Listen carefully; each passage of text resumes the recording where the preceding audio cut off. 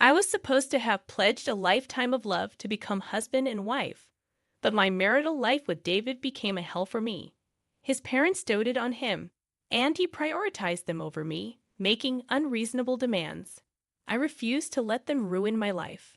To punish everyone, I concocted a surprise. My name is Alyssa, and I'm 29 years old. I've been married to David for a year now. We work at the same company and often collaborate on projects. Although I don't have a college degree, I've been with the company longer and have more experience than him. Despite being a high school graduate, my good sales performance has earned me a decent salary, as our company values ability over academic background. David, who is capable and highly trusted by his colleagues, was a boyfriend I could be proud of. I fell for him and gladly accepted his proposal, and we happily became a married couple. But then my in-laws began to interfere in our relationship. One day, while visiting their house, my mother-in-law suddenly said to David, "Hey David, are you really okay with marrying Alyssa? You've always been good at both studying and sports, haven't you? Yet you chose someone like Alyssa." My father-in-law nodded in agreement. "Yeah," at first glance. "She seems like an average young woman with nothing special about her." David responded, "It's fine. I love Alyssa." But my mother-in-law gave me a side glance that said otherwise. I felt humiliated but kept my composure to maintain a peaceful marital life, avoiding conflict with my in-laws as much as possible. On another occasion, my in-laws started complaining in front of me. "Hey David, are you really okay with your current workplace? Isn't it a place where even high school graduates like Alyssa can work?" David replied, "The pay is good, and I have good colleagues." His parents continued, "You're smart. There must be many other good jobs out there." I seethed inside but stayed silent, believing that responding would mean losing. I did my job well and sometimes even earned more than David. It was clear I didn't have a good impression of my in-laws, who judged based on academic background or appearance. However, they didn't physically bully me, and I didn't suffer much direct harm. David knew from the start that I was a high school graduate, and he always told me, "I love everything about Alyssa."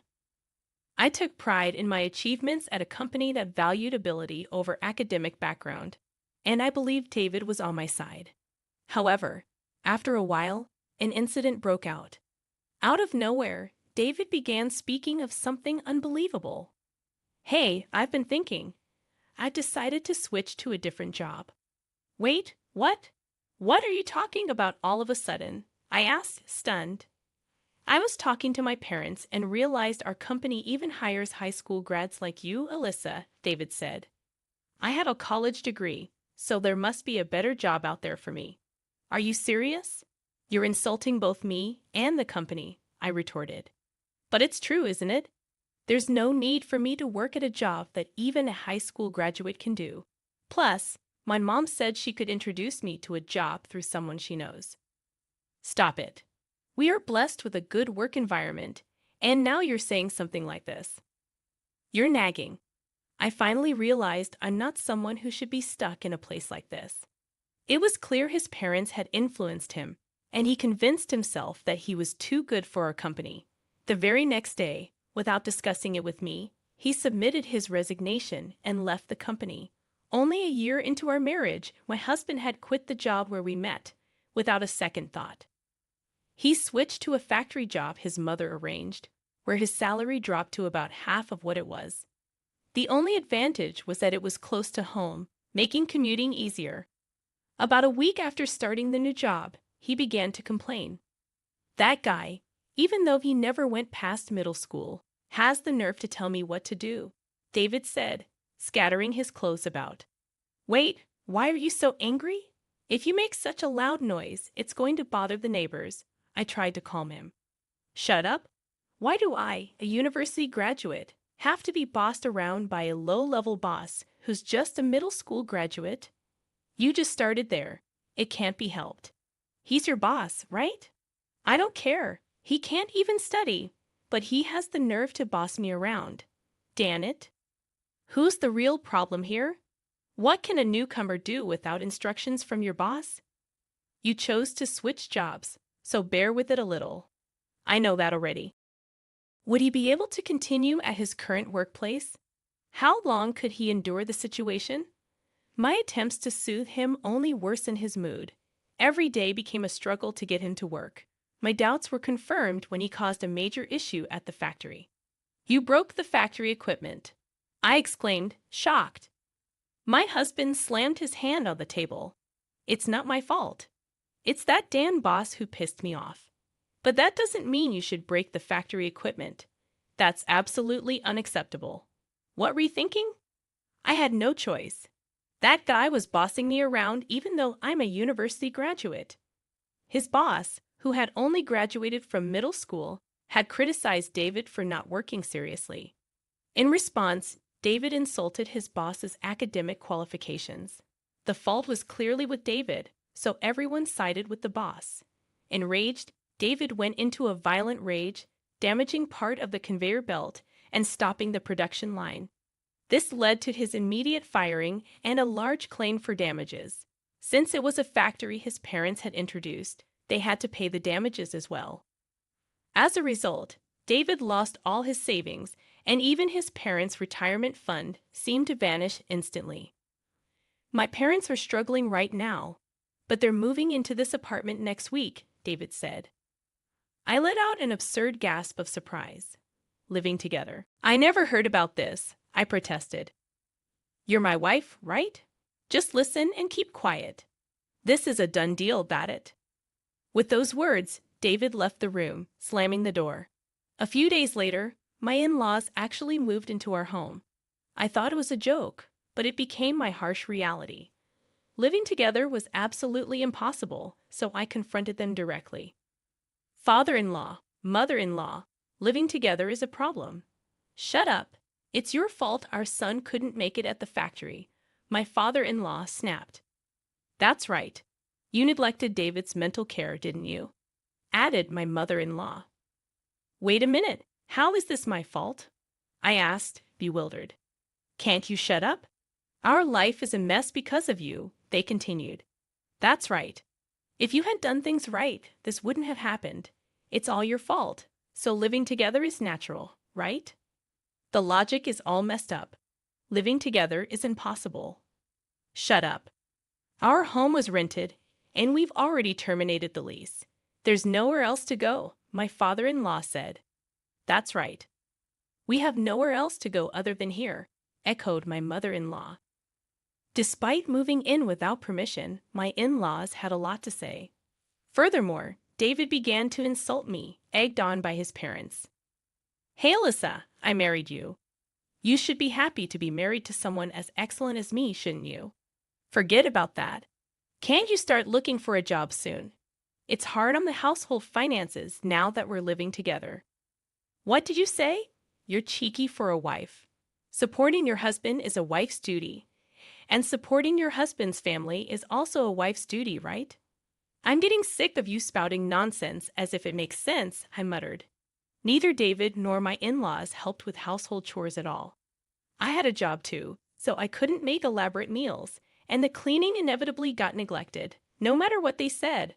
I kept a cool attitude, saying, because it's hard on the household finances. If they weren't happy with it, they, who caused the situation, should do it.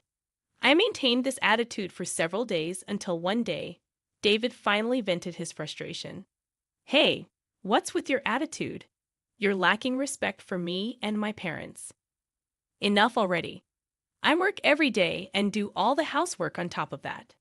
You don't help at all but complain a lot. Huh? What's with that tone of voice? You don't seem to understand your place, do you? With that, David shoved divorce papers in my face. He had even kindly signed them. What is this?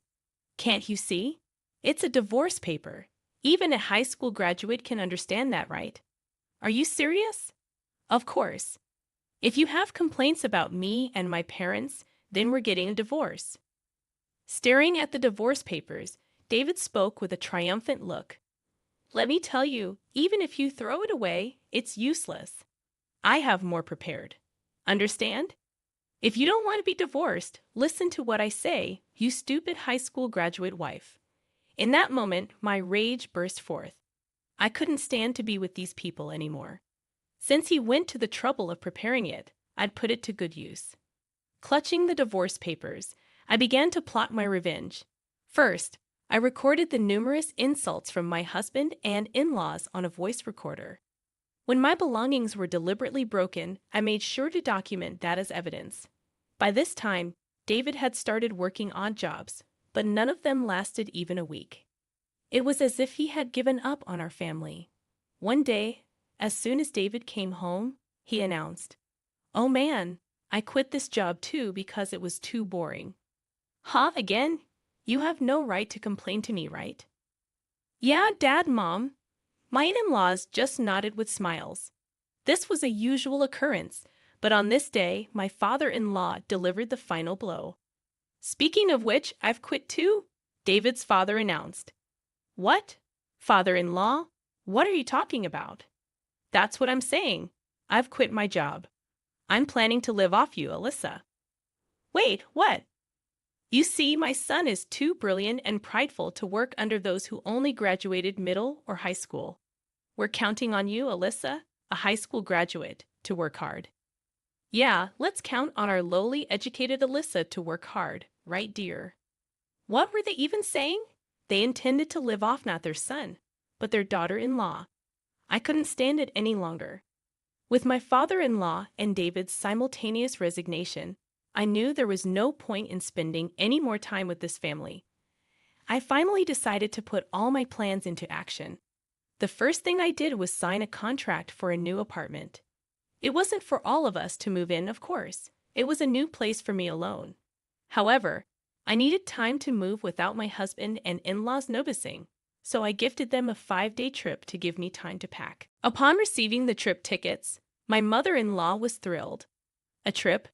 Oh, Alyssa, you do have a knack for these things every once in a while." "I owe a lot to you all," I replied with a forced smile. "But are you sure, Alyssa? You can come with us if you like." "No, I have work. Please enjoy yourselves without any interruptions." "Oh, really? Well, then we'll take you up on your offer and have a blast," she exclaimed. When the three left for their trip in high spirits, I carried out my planned move. During this time, I shipped my husband and in-laws' belongings to a weekly apartment I had booked and canceled the lease on our current apartment. I bore all these expenses. It was a painful outlay, but I considered it a necessary expense for my revenge. A few days later, my husband, who must have returned from the trip, called me. "Hey, what the hell is going on? I can't unlock the door." Smirking at the sound of my husband's frantic voice, I calmly responded, "I suppose I've already canceled that apartment." "What? Canceled? What are you talking about? Explain properly." "For now, I've stored all of our belongings in a weekly apartment nearby. Feel free to do as you wish from there." "What? What does that mean? You're always doing as you please. If you get too cocky, you'll pay for it later." "Are you threatening me? Should I call the police?" I asked, maintaining my composure. "Dan it!" My husband cursed. "How dare you, my foolish wife?" "Oh, I'm not your wife anymore." I dropped the bombshell. "What? To prevent any legal issues later, I've already completed the divorce proceedings." "What? Such a selfish act. You think it's acceptable." Taking a deep breath, I spoke firmly into my phone, "Sorry, but I don't need your permission. You've made fun of me for being a high school graduate long enough, and now you've quit your jobs to become dependent on me. I'm done with you. Enjoy your family life without me." "Hey, you must be kidding. I didn't really mean to divorce. Why should I listen to you at this point? We're strangers now. I don't care what happens to you at all. Please wait. You've enjoyed looking down on people, haven't you? I can easily imagine your struggles, and it makes me laugh. Go as low as you can with your family, you trash," I said, and promptly hung up the phone. After that, David kept badgering me with phone calls, but I ignored them all. Later, David and my in-laws caused a ruckus at the entrance of the apartment building, dramatically damaging part of the mailbox, which ended up becoming a police matter. They were taken away and ultimately asked to pay for the damages to the mailbox, adding to their debts. Truly, they are a hopeless family. The lease for the weekly apartment where I had set their belongings is about to expire. Since they do not know my new address, they can't rely on me. I can't help but wonder how David, who quit his job at the same time as his father, and his stay-at-home mother are going to survive from here on out. To make matters worse, my in-laws have even canceled the lease on their rented family home. I can almost see them sinking into a bottomless swamp. I can't help but admire my well-executed plan. I don't know how they're going to survive from here on out, and frankly, I don't care. But it's clear their future isn't bright. They brought this upon themselves. On the other hand, I am living carefree in my new home alone. Being able to spend my time leisurely without anyone bothering me is the ultimate bliss. For the time being, I don't think I'll be living with anyone else.